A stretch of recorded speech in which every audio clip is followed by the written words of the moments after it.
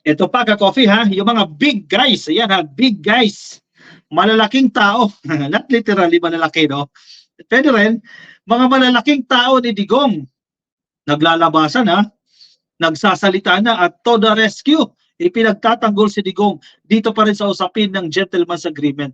Actually, nahihirapan silang linisin yung gentleman's agreement na yan kasi si mismong si Harry Roque na ang nagsabi. Diba? Presidential spokesperson yan eh. Abogado yan eh. O maliban na lang kung talagang sinungaling talaga si Harry Roque. Mahirapan silang linisin dyan. Dahil mismong kakampi nyo ang umamin na merong gentleman's agreement. O nasa Manila Bulletin ha, bago lang yan ka-coffee ha. Ngayon itong balita na ito, Mayo 21, it's foolhardy. Foolhardy. Duterte never had gentleman's agreement with China, says Medialdea. O, big guy ito ha. Si Medialdea ha. Hindi basta ano ha, hindi basta-basta cabinet members ka-coffee, executive secretary yan ni Digong. Lumabas ngayon, lumantad ngayon, nananahimik ito ka-coffee, lumantad para magsalita, ipagtanggol itong si Digong. O yan o, bukod kay Harry Roque, si Harry Roque halos araw-araw, vocal naman talaga yan si Harry Roque. To the rescue talaga kay Digong yan, Diyos na yan si Digong eh. Former Executive Secretary Salvador Medialdea denied allegations. Dini-deny niya itong mga aligasyon na ito. Wait, sino bang nagsabi niyan? Di si Harry Roque na may gentleman's agreement. Ikaw sabi niya si Harry. Medialdea denied allegations that former President Rodrigo Duterte entered into a gentleman's agreement with Chinese President Xi Jinping, saying the Filipino leader would have known that it was a risky proposition. Oh, nakakatakot daw pong proposition niya ng pagkakaroon ng gentleman's agreement. O yun naman pala, bakit pinasok niyo? Si Harry Roque nagsabi.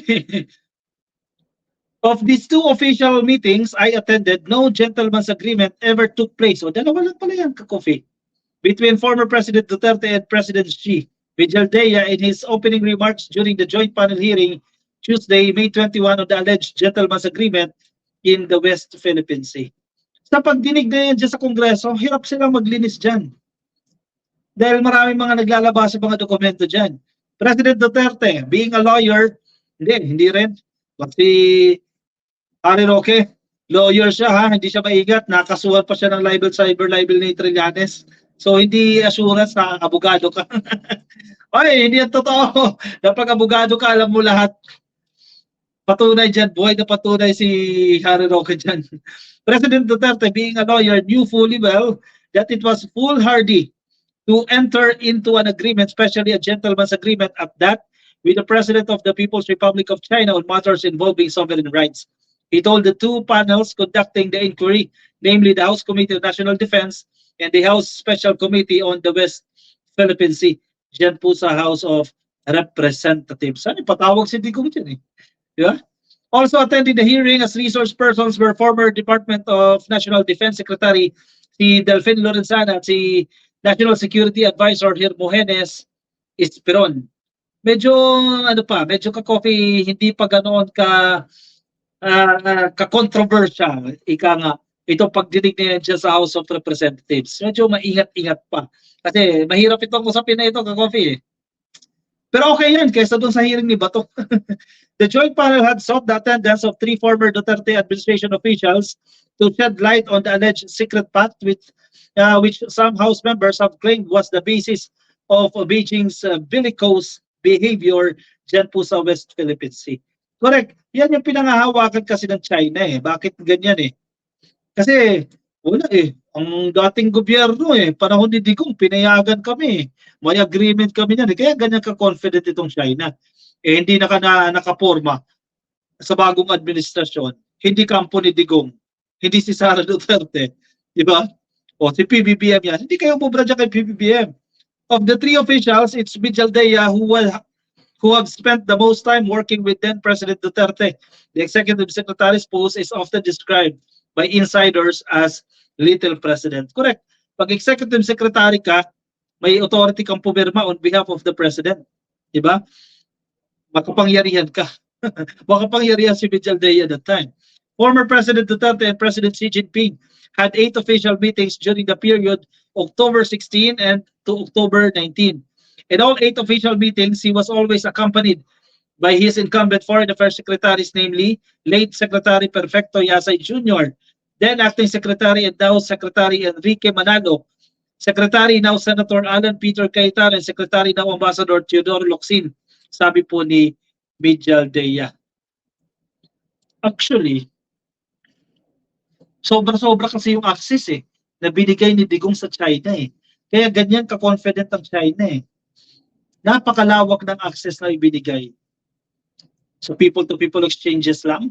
Dami Chinese Tapos, yun, actually, may pumupuna, bumaba daw po yung mga turista na nagpupunta dito sa Pilipinas. Kasi doon sa malaking number na yun ng mga turista na nagpupunta, puro Chinese pala. Napakaraming bilang ng mga Chinese. Ngayon, nababawasan yung pagdating ng mga Chinese. Easy nila ngayon sa tourism. Bumababa ang tourism natin kasi kumukonti. Ano gusto nyo? Tagsain tayo ng mga Chinese, mapuno tayo ng mga Chinese. Paano kung yung iba dyan? Nagpapagapla na estudyante pero iba pala ang pakay. To the rescue kayo ngayon kay Digong. Sige, good luck na lang sa pagdinig na isasagawa o gagawin pa dyan sa House of Representatives. Pero medyo insulto ito sa inyo Ibig sabihin, may mali sa inyong ginawa sa previous administration. Kasi ngayon, iniimbestigahan kayo ngayon. Sige, maganda na dyan si Digong. Maganda yung patawag dyan si Digong Actually, ginagalang pa kasi siya Si Digong, ginagalang pa rin siya ng mga representatives, mga mambabatas natin dyan sa HOR. Ginagalang pa siya. Hindi pa siya iniimbitahan. Pero kapag kung wala ng respeto kay Digong yan, tatawagan yan. Ipapaimbita yan si Digong at kung hindi pumunta, ayan, iwarat of arrest yan. Parang ginawa kay Kibuloy. Actually, out of courtesy lang yan ang ginagawa ng HOR. Kahit sa kabila ng sinabihan na most trusted government institution itong House of Representatives, sinabihan na ni Digong, sige pa rin, nire-respeto pa rin sila dyan ni Romualdez at ng ilang mga mambabatas dyan. DJ Byron, shoutout po, nandito sa atin nakikinig. Happy viewing sa inyo. I think Esperon has lots to say, sabi ni Mami Shelly D. Yes. Christina Dapitan, good evening ka-coffee. Hello po sa inyo kay Missy. Ang tawag diyang gentleman agreement yan. Puro walang respeto yung mga nag-uusap. Guardos up, 3 million Chinese Malaya ang pinapasok ni Digong during his term. Hindi mo na maalam Tinan mo, nasa Coast Guard na. Kung saan na ka-coffee, nagkalat na. Tapos may isang sumisigaw. Bumaba daw yung mga turista pumupunta sa atin. Girl! Yung ibang turista, spiya. Nagpapanggap lang ng turista. Nako kayo.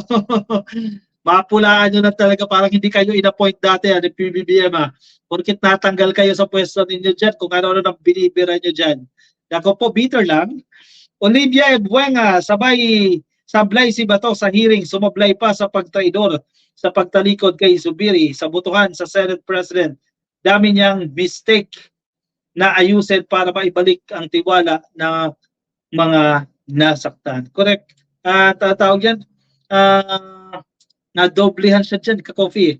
Katatapos lang ng hearing, binastos siya dyan sa hearing na yan, ni Picoy, di ba? Binastos siya dyan, and then nagkaroon ng plenary sessions, ganyan na naman ang nangyari, kinabukasan, lumabas ang katotohanan, boom, sa pool. Karma is real, ang bilis ng karma. Fidela Fornalisa, good evening ka-coffee, shoutout po sa inyo. Kay John Mark Alexis Kalimlim, takot lang sila imbitahan si Duterte kasi alam nila style ni Duterte. One of the reasons, pwede, babastosin sila ni Digong. Isa into contempt nila, ikulin nila dyan. Pwede rin naman ka-coffee. Hindi naman, yes, may punto, nababastusin na sila ni Digong. Pero may mga congressman na matatapang, kayang harapin si Digong at isa into contempt nila yan. Pero yun na, ang sinasabi ko rin, out of courtesy ito, at kasi baka mas mag-create pa ito ng tension, mapalala pa itong struggles na ito between the Marcoses and the Dutertes, out of courtesy na lang yan just sa HOR. Mami Shelley D, anak, may interview si Esperon sa DOS noon napanood ko sa YouTube. He said, things about West Philippine Sea Duterte pa ang Prexy. Magandang hanapin din yan, ma'am. Sige, try ko po. Kay Teacher Viola Vlogs, good evening po, pa-shoutout po kay Bato. O yan, Senator Bato, shoutout po sa inyo. Mula kay Teacher Viola. asawa ng asawa ko sa Senado na ay, mali si Bato. Ayan, nakayakap sa asawa ni Zubiri. O baka ganun, isang hinanakit ni Zubiri yan. Anyway, sige, comment kayo dyan ang inyong opinion, reaction dyan sa ating comment section para mabasa rin po ng iba nating mga ka-coffee. Sige, kuha ng kape. Move on tayo ka-coffee sa ating next topic.